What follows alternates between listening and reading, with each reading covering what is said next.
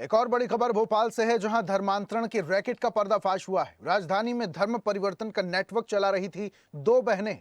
गरीब लड़कियों को टारगेट करती थी ये दोनों बहनें। अमीर युवकों को लड़कियां सप्लाई करने का भी काम करती थी। काली कमाई के बूते रॉयल विला में आलीशान घर तक पहुंची थी। अमरीन और आफरीन नाम की दो बहनों की करतूतें सामने आई। लग्जरी लाइफ स्टाइल जीती थी दोनों बहनें। अमरीन के मोबाइल में कई संदिग्ध व्हाट्सएप ग्रुप भी मिले। पुलिस ने मामले में 3 आरोपियों को गिरफ्तार किया है।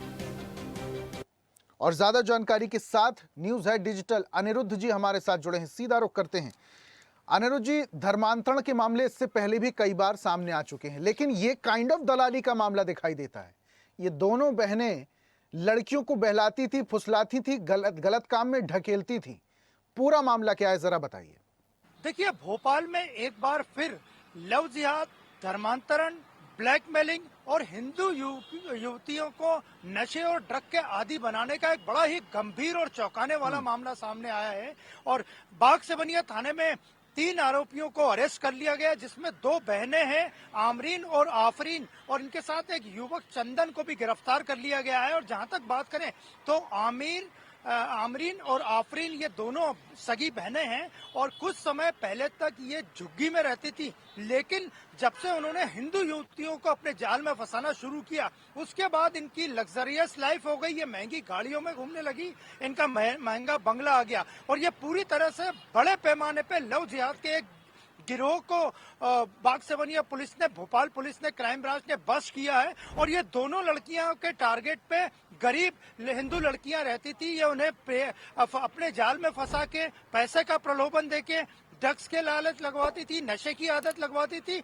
और इन्हें सप्लाई किया जाता था। तो पुलिस कड़ाई से इनसे पूछताछ कर रही है और इस मामले में 3 और अन्य आरोपियों की तलाश है, जिनके नाम यासिर, बिलाल और एक अन्य और है। तो 3 आरोपियों को पुलिस ने अरेस्ट कर लिया है, जिसमें 2 सगी बहनें आमरीन और आफरीन है और इसके अलावा 3 आरोपी अभी भी फरार बताए जा रहे हैं। और छत्तीसगढ़ के रहने वाली ये लड़कियां थी, जिन 2 लड़कियों ने शिकायत दर्ज करवाई। पहले एक लड़की सामने आई थी, वो डरते डरते थाने पहुंची। बाग सेवनिया थाने में उनकी काउंसलिंग हुई। काउंसलिंग के बाद बाकायदा एफआईआर दर्ज की गई। एफआईआर में चूंकि मध्य प्रदेश में धर्म स्वातंत्र कानून लागू है, धर्म स्वातंत्र कानून के तहत एफआईआर में पॉइंट्स जोड़े गए। इसके बाद गंभीर धाराओं में मामला दर्ज किया गया। सबूत पुलिस को मिल चुके हैं और ये 3 जो गिरफ्तार हुए हैं, जिनमें आफरीन, आमरीन और चंदन है, इनसे कड़ाई से पूछताछ चल रही है। इनके मोबाइल की जांच की जा रही है। इनके मोबाइल से कई अश्लील चैट्स आदि भी मिले हैं और कई व्हाट्सएप ग्रुप भी मिले हैं, जिससे ये पुलिस को भी संदेह है कि ये पूरी तरह से हिंदू लड़कियों को जाल में फंसा के उन्हें सप्लाई करने का मामला है। और खासकर हिंदू परिवार की, जो गरीब परिवार की बेटियां या बच्चियां रहती थी, वो इन लोगों के टारगेट पे रहती थी। और इसी का ये लोग फायदा उठाते थे, गरीब लड़कियों का ये फायदा उठाते थे और उसके बाद इस गोरख धंधे में उन्हें ढकेल दिया जाता था।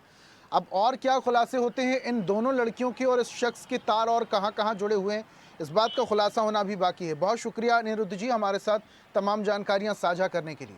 और ऐसी ही ताजा खबरों के लिए लाइक, फॉलो और यूट्यूब पर सब्सक्राइब कर बेल आइकन जरूर दबाइए और हर अपडेट के लिए विजिट कीजिए स्वदेशलाइव.com।